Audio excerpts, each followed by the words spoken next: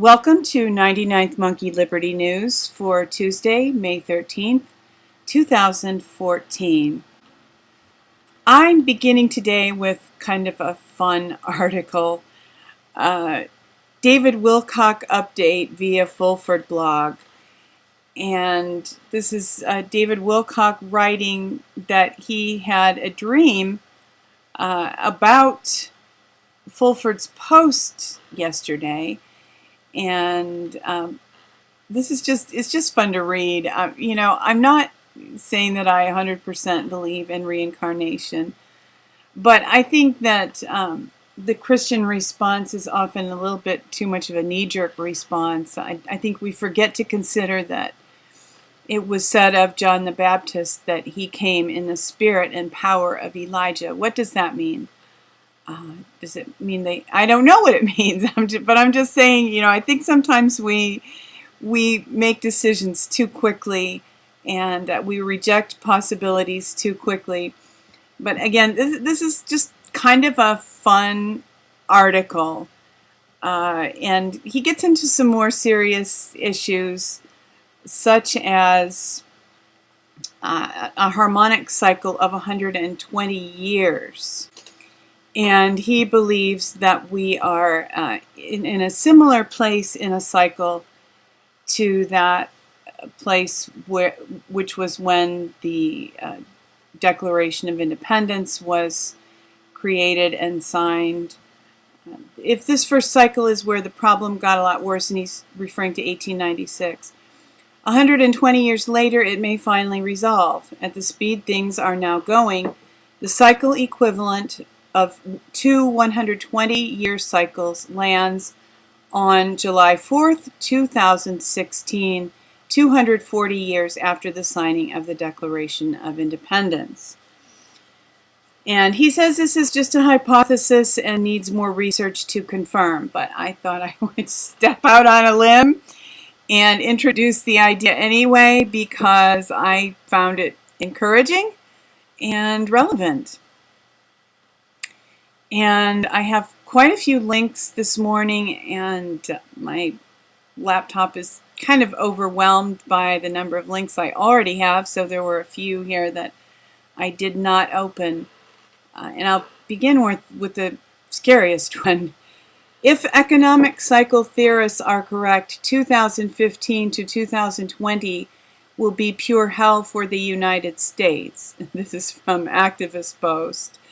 And this is speaking economically, of course, and it is possible to prepare for a down portion of an economic cycle.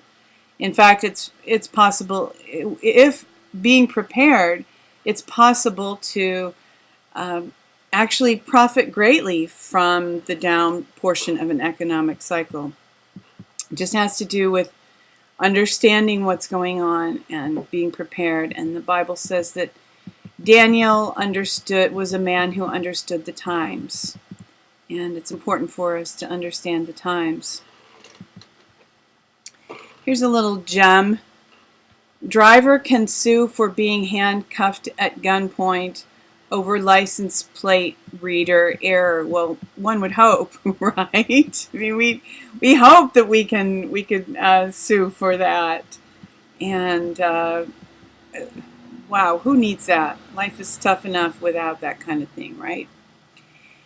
And I also have an article from Sherry Questioning All. This is actually from 4 days ago, and I was not aware of this until I saw this morning, and I just heard Alex Jones introducing the show today with this issue, Newtown School Board meeting, and some people confronted the board about the Sandy Hook shooting, and they were shut down. They were not permitted to speak. If you're curious, you can catch the opening part of the show on video at YouTube for InfoWars for this morning. And I'm sure Alex will have something posted on the InfoWars website as well. And moving back into the links that I have opened, This is the only Ukraine article that I have this morning. It's an interesting one.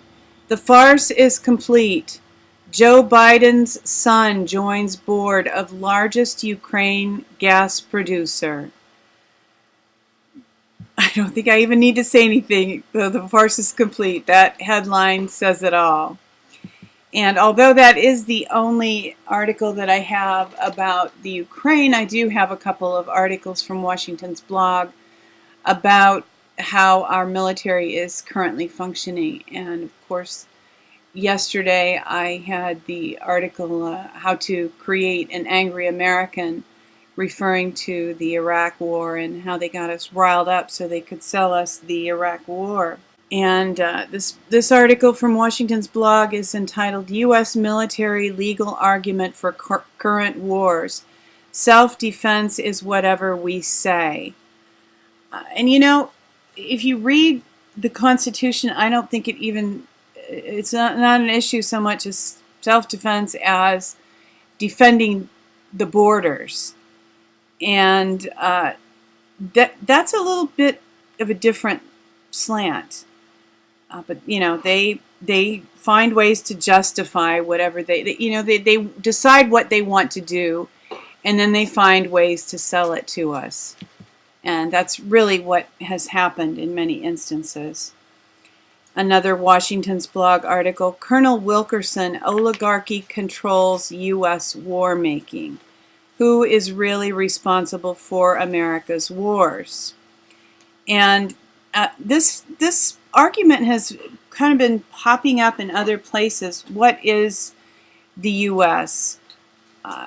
We are, admittedly, the way we are, you know, what people call de facto, the way we are functioning right now is oligarchical. However, on paper, according to the rule of law, we still have a republic. So what needs to happen is we, the people, need to require our leaders to come under the rule of law, which is the Constitution and even the Declaration of Independence. Certainly the Bill of Rights. And this is a lawful requirement that we can make of them. And it certainly begins with people just becoming aware. No, we're not a democracy. We get that. Functionally, we might be, and we probably are, an oligarchy. But that is an unlawful oligarchy. And we can have a kind of a restart of our constitutional republic. Of course, Nassara's been working on that for a while. I'm not really sure what form that will take. I don't really know if Nassara, if that will come to be. Constitutional convention is something that some people suggest. I think we'll all have to wait and see. But again, it begins with Americans understanding that our lawful government has been hijacked. And we can go from there. I'm including this for people who have friends who call them conspiracy theorists and refuse to believe what they are told about what's really happening in our country. From the Weekly Standard, Geithner, White House wanted me to lie on Sunday shows. So for anybody, again, for anybody who doesn't believe some of these things that are going on, this can help be a bridge into understanding the fact that Timothy Geithner has actually said the White House wanted him to lie in scheduled appearances on the Sunday TV talk shows. Okay, so Geithner was told to lie, which, you know, the obvious implication is that many other people have not only been told to lie, but also have lied. So, you know, wake up. Do you hear that rooster crow? And I have a little bit here about Boko Haram. Alex Jones got into it yesterday. I have really not paid that much attention to it. I've seen the posts on Facebook, but didn't really focus on it. So, from Washington's blog, Obama heartbroken over 276 girls. U.S. heartlessly poverty kills 20,000 children daily. And Washington's blog states that Obama being heartbroken is psychopathic pretense because the U.S. reneges on every promise to end poverty that would save 1 million children from gruesomely slow and painful deaths every month.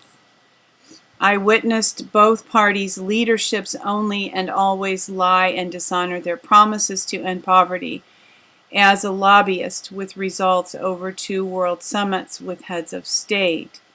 Since 9/11, U.S. reneged promises to end poverty have killed over 100 million children, twice the number of children enrolled in pre-kindergarten to 12th grade in the U.S. That's just what it is. You know,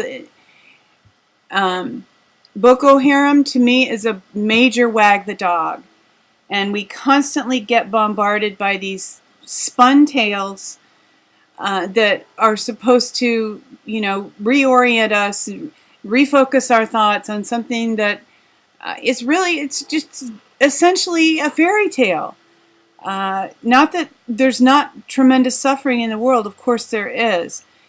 Alex Jones watched the videos and analyzed the videos about Boko Haram yesterday and stated that he believes that the video is probably faked.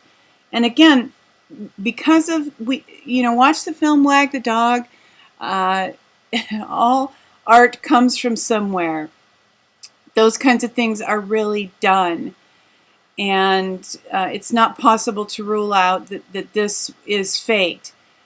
Even if it's not faked, not that we don't have compassion for these girls, but 276 girls as opposed to 20,000 children who daily die because of poverty.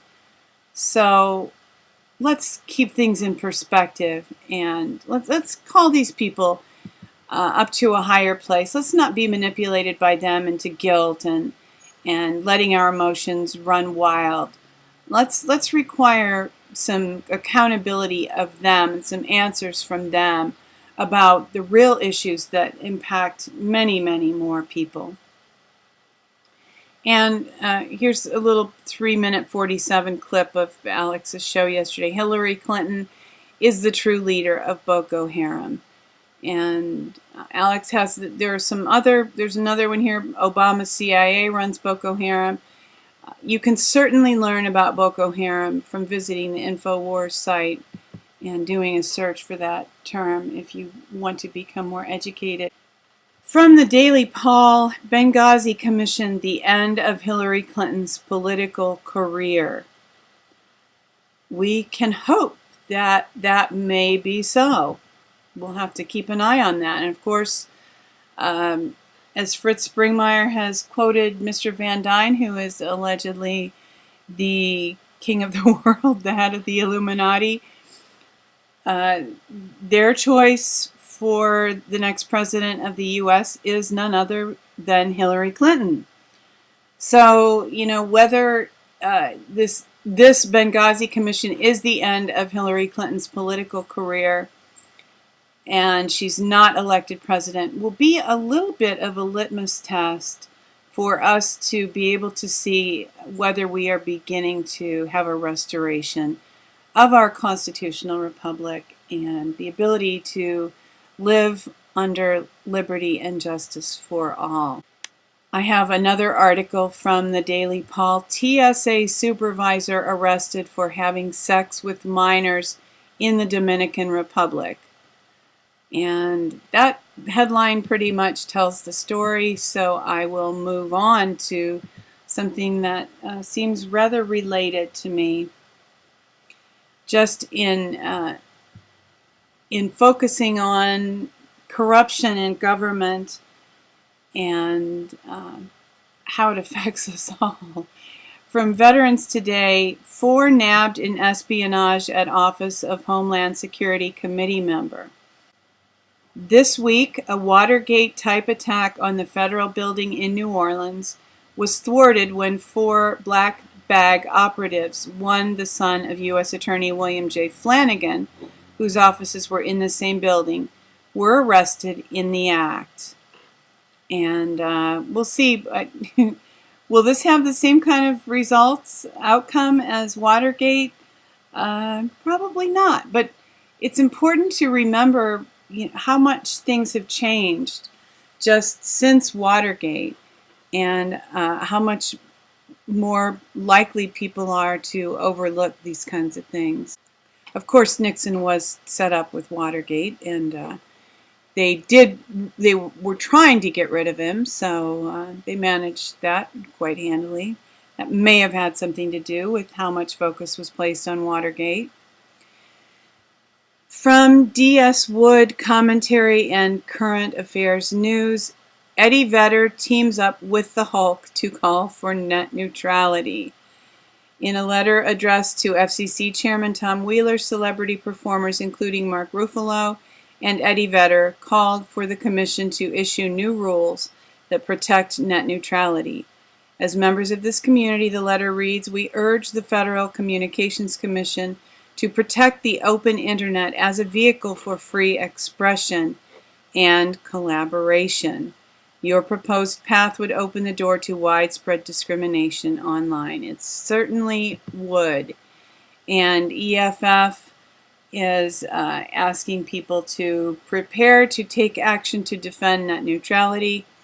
Here's how the FCC makes its rules. And it's important to understand this.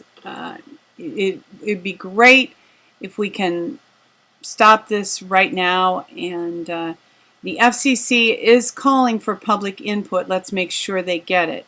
To help make that happen, we're creating an easy tool to help the public speak out on May 15th and for the next 30 to 60 days while the FCC collects public comments on its proposed rules.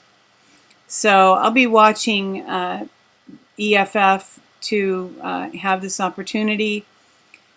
The easy tool to help the public speak out on May 15th.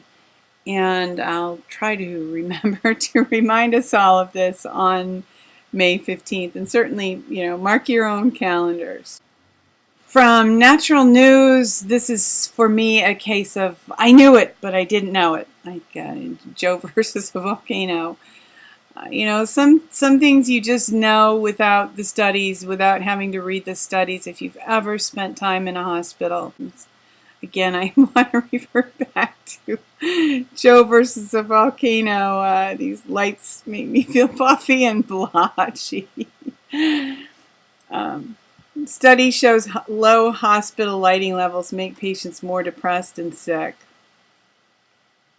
And I wouldn't necessarily say low. I mean, yeah, they are low. You don't get a whole lot of natural light, which, as we all know, seasonal depression comes from not having enough full spectrum light, the kind of light that is in sunlight. So, if they can maybe put in some full spectrum light, but I would also suggest that having the lights on through the night interferes so much with sleep in the hospital. And sleep is deeper and better in a completely dark room. And it's rare to get a completely dark room in the hospital. From the Philosopher's Stone, Black Seed, the remedy for everything but death. And I think I may have mentioned this before. I think Natural News had an article about it a little while ago. But it's just a good reminder.